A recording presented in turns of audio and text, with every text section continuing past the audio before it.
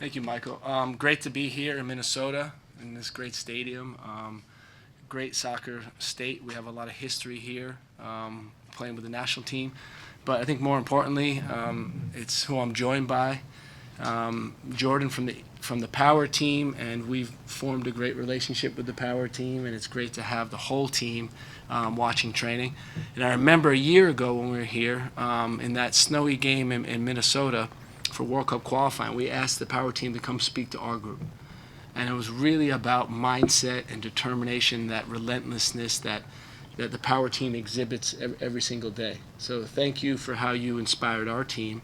And it was great that we were able to return the favor by answering questions about the World Cup from you guys, because we know next month you're going to be going to the World Cup and you're the second seeded team, and there's going to be a lot of pressure on you to try to win it. So good luck when you go to the World Cup. Thank you. Thank you very much. Yeah, we're excited. We got second place, like Coach Gregg said, in the last World Cup, and we're hoping to retain our title. We've been working hard over the last few years, and we got a strong group going into Sydney. All right, we'll take questions for both of our guests, but we'll begin with Jerry Zagota. Greg, I was just wondering if you noticed that the weather forecast for tomorrow night is 65 and partly cloudy. I saw that, so I don't know how to interpret that, but I know it's a dip from the normal temperatures as per normal when we come here, right? What are your memories of that game where it was 3 degrees at kickoff? Was it that high? Wow. Minus 12 wind chill, but we don't count. You know, what sticks in my mind, honestly, is the fans. I saw some fans without shirts on, and they were out like it was warm out, and it made me think like people from Minnesota are tough. There's tough, and then there's Minnesota tough, and we saw it that night. But the fans got behind us. I think it's a memorable game. It's really about how you deal with conditions, and what I've said all along is, we're asked to go down to the equator and play games at 95 degrees and 89% humidity, and we have to deal with that. So for us, it's also that's part of qualifying conditions. Next will be Stephen Goff from the Washington Post. Greg, player availability for this, there's been a few roster tweaks, goalkeeping and because of Joe. If you could discuss those, and if you'd like to share the lineup again for this match. So Joe left the camp, and Matt Turner left the camp, and we replaced them with Drake Callender from Miami, who was always scheduled to come in, and then DeJuan Jones, who we had to make a last-minute adjustment. Ethan's going to play in goal tomorrow. That's pretty clear. We're going to mix up some players, but it'll be very, very similar lineup to what you saw last time. We'll go to Doug McIntyre from Fox. Thanks, guys, for doing this. Jordan, good luck to you at the World Cup. Questions for you, Greg. How do you expect Oman to play tomorrow? Any similarities with Uzbekistan? No. And then just on Yunus Musa real quick. He's only 20, but he seems like a grizzled veteran at this stage. Where do you sort of see him? How do you see him evolving, and how do you see his role this cycle? Yeah, he's a big part of our program. He was last cycle, and he is this cycle. And I think last cycle you saw him grow into it. You remember he didn't play in the Nations League. Remember we had in Denver. I think he came in against Costa Rica in that friendly game after, and then he worked his way onto the team in the following months. But he's a big part of the team. One of our concerns was, getting him these game time, because he hasn't played yet this season. He hasn't had a proper preseason. So, that's a priority of ours, is to get him game time so he can get fit and go back to Milan in good condition. Yep. Oman? Yeah, so Oman is completely different than Uzbekistan. Uzbekistan was a 5-4-1, at times 5-2-3, but very difficult block to break down, defending with 4 players on the wing, very compact. Oman has played a 4-4-2 diamond, and they have very, very dynamic counterattack. And part of the emphasis in this camp was finishing attacks against the low block in Uzbekistan, and now preventing transitions against Oman. So it's going to be a great test for us. We watched a game against Germany where Germany won 1-0, but they absolutely battered Germany with the transition moments, where they're all over them in that game. So it's going to be important for us. Next will be Cross McDougal from TeamUSA.org. Hi, Greg. So, is this on? Okay. Well, With Marco being named the Olympic coach now, I'm wondering how closely will you guys work together in this next year, and what can you tell us about who he is and what he's going to bring as a manager? Yeah, we've always worked closely together. You know, when I go into the office, I walk right by his desk every single day, and we chat every single day. He's in the office all the time talking about, you know, teams-related stuff, tactics. So we have a very good relationship with him. He's a very serious coach. He's got a ton of experience internationally, winning the U20 World Cup as an assistant with Serbia. And, you know, he's a great guy. He's got experience in MLS, experience abroad. I think he's a great candidate. I'm excited to see what he can do with the Olympic team. Next will be Jeff Reuter from The Athletic. Hi, Greg, and best of luck at the World Cup coming up as well. Both Brendan and Eunice before training mentioned that it felt like old times and that the vibe around this camp has been very familiar. Was that intentional on your part, especially coming off a transfer window where so many players were involved or expected to be involved? Well, I think, like anything, we want the players to feel comfortable in the environment. You know, we talk a lot. You hear me say a lot about the environment that we create, but it's also the players creating the environment. They love seeing each other. They love spending time with each other. And, you know, even when I was away, you hear that, you know, the vibes are very similar and the camaraderie is very similar. And that's, I think, the mark of a strong team culture. We'll go to questions virtually and begin with Michelle Kaufman from the Miami Herald. Let's see if we can get one for Jared also, Michelle. That'd be great. Hey, Right. thanks for doing this. I just wanted to ask, you kind of answered a little bit. I was going to ask about the possibilities of Drake and Ben Hub playing. Can you just talk about how, I guess, Ben Hub in particular, you've seen him now in camp for several days. How has he looked? And you figure it looks like both of them will be bench possibilities, not starters. He fits in really well, Ben-Ha. He's a great kid. He learns really quickly, adapting well to the speed of the game, and it's been great having him in camp. You know, he's not going to start the game. We'd love to get him a debut. We just have to see how the substitutions work. You have 6 subs in the game, so it becomes challenging to get everybody on the field, even though you'd like to. You know, Drake, similar situation. I think he's having a great season. It's been fun watching him. He's been dominant in the goal, especially early on, you know, when he's forced into a lot of action, but he's having a really good season. We'll go to Seth Bertelny from Goal.com. Pro Soccer Wire. Sorry, Seth. That's my former employer, so I understand the mistake. Yeah, Greg, you touched on Drake a little bit, and I wanted to kind of ask more broadly about the goalkeeper picture behind Matt. It seems like Matt is kind of entrenched as the number one, but behind him, you know, you've got a number of players kind of vying for those second and third spots. You have Ethan, you have Zach, who are both kind of in tough club situations. You've got Drake, who's doing well in MLS. Sean Johnson's been in the mix, currently injured. You have Gaga Slanina, who seems to have locked down a starting role in Belgium. How are you viewing those spots behind Matt, and is it kind of open in your mind for who's going to be those in the number 2 and number 3 positions?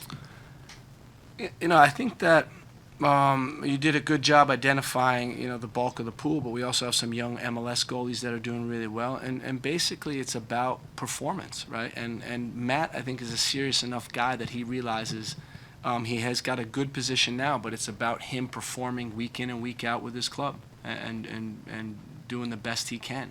And then us evaluating the competition. So we're constantly doing that with the entire player pool, not only the goalkeeper position, and, you know, watching all their games and taking stock with how they're doing and how they fit into our group in the attempt to make a good decision of who to bring in. We'll go to Mike Waitala from Soccer America. Thanks. Greg, looking back on the Uzbekistan game and forward to the Oman game, what areas would you like to see improvements in? You know, we talked to the group today. We analyzed the game, and I think there were some careless loss of possessions. That was the first thing. I think the second thing is I think more often recognizing what exactly is happening with their shape and how we can break it down. You know, what I said is it's a lot easier to do on the computer as coaches looking at it than it is on the field against the 5-4-1, right? Very difficult formation to play against. But there were times when we did it perfectly, and there were times when we didn't. And it's, can we do it perfectly more often than not in a game like that? And then against Oman, I highlighted they're going to be good in offensive transition, and that's going to be a real key for us in this game. They got speed, and they have a good playmaker who can get the forwards the ball in transition. Thank you. We'll go to Kyle Bond from Sporting News. Thank you, Michael. Thank you, Coach. I appreciate it. It was very similar to what you just addressed, but kind of a bit of a different angle. After the last game, you were talking about, as you just did now, that you're wanting them to be faster in kind of turning on the jets once you recognize that you've drawn their front players out.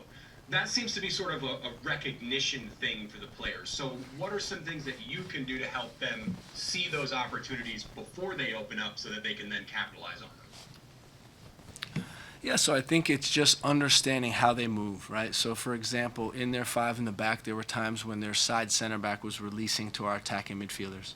Because they played 5-2-3 or 5-4-1, when they got a little bit higher with their forwards, they relied on their attacking midfielder, their side center backs to release. So when that happens, there's going to be a natural space in their back 5.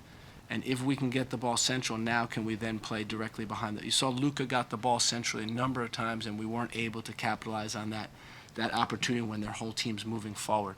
So it's little things like that. And again, we have high expectations for this group. I think they have high expectations for themselves. And for us, it's just about getting better and understanding that we want to keep improving. We'll go to Pablo Maurer from The Athletic. Hey, Greg, thanks for doing this today. Obviously, a lot of the news over the weekend was in regards to Bruce Arena's resignation. You have a long history, obviously, of Bruce with the national team, with the Galaxy, as a player, briefly as a coach. What did you make of his resignation and just sort of the situation, at large over there, over the past month or so?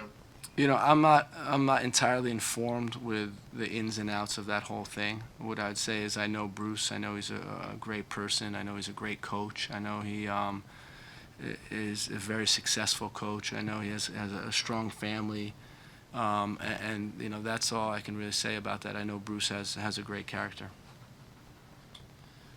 We'll go to Ryan Tomlich, who actually does write for Goal.com.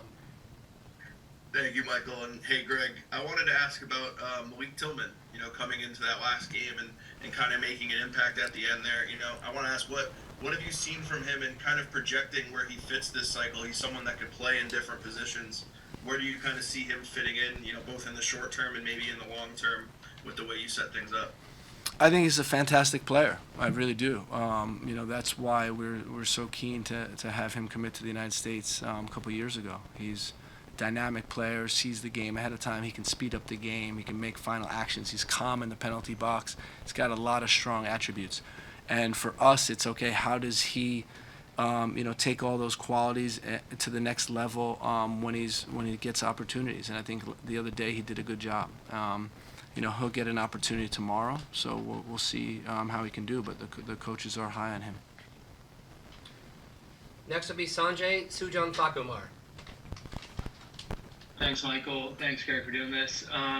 Before the Uzbekistan match, you were asked about you could see Yunus being the 6 when Tyler is not available. Then we saw Luka on the ball deeper a lot, kind of in that role. He looked good before the injury there. So can you talk about what went into that decision to have him be that guy, and what did you think about Yunus getting on the ball a bit higher, his impact and how he can grow there? Thank you. Yeah, so we're challenging Yunus with final passes and goals. That's what we're challenging him with. He had opportunities in that game to make the final pass, to really make the incisive move. He had one chance on the cutback cross that he just missed. So I think he's close, and we're going to continue to push that. What we decided at the end of the day was having 2 dynamic players in those attacking mid positions when they come at when their defense leaves the line, to be able to take advantage of those opportunities, and a more controlling player centrally to distribute the ball to the right areas. And we think Luka fits that role really well. So, was happy with Luka when he performed, and happy with Yunus, the whole game. Our last question comes from Brian Sciaretta from American Soccer Now. Brian, is this a two-parter? Is this a two-parter with Jared and me? Jordan and me. Yeah. It is now, Brian. Jordan, your reaction. So how has camp been going here? And have you spoken with any of the guys? And if so, who have you spoken to most? And then, Greg, I want to ask you about Kevin Brady's, his integration into the team. And then he's listed as a defender. Do you see him as a winger or a defender? How has he primarily been playing with your group? Thank you very much. You go first, bud. Yeah, first of all, I'm a little disappointed in the tactical questions because I'm a pretty good manager on Football Manager, the video game. So, but I'll let that slide. How would you break down a 5-4-1? The gig and press, 4-2-3-1 gig and press probably. A little pressure on him, but no. Yeah, camp's been great. We are really revved up, ready to go. We're talking about what percentage that we're ready for the World Cup, and we say we're at 97%, and we're going to peak at 100% when we're in Sydney. Yeah, we've just been playing, beating up on each other because we're some of the best players in the world, and iron sharpens iron. So we're excited. But yeah, it's great meeting the guys out here today.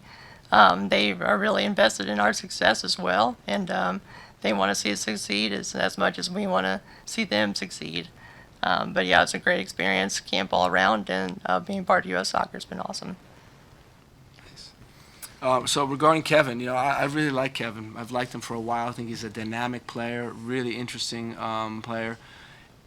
For us, it's going to be at the highest level internationally. Can he make the difference in the penalty box? Can he score the goals, make the assists? We have to see that. That's TBD.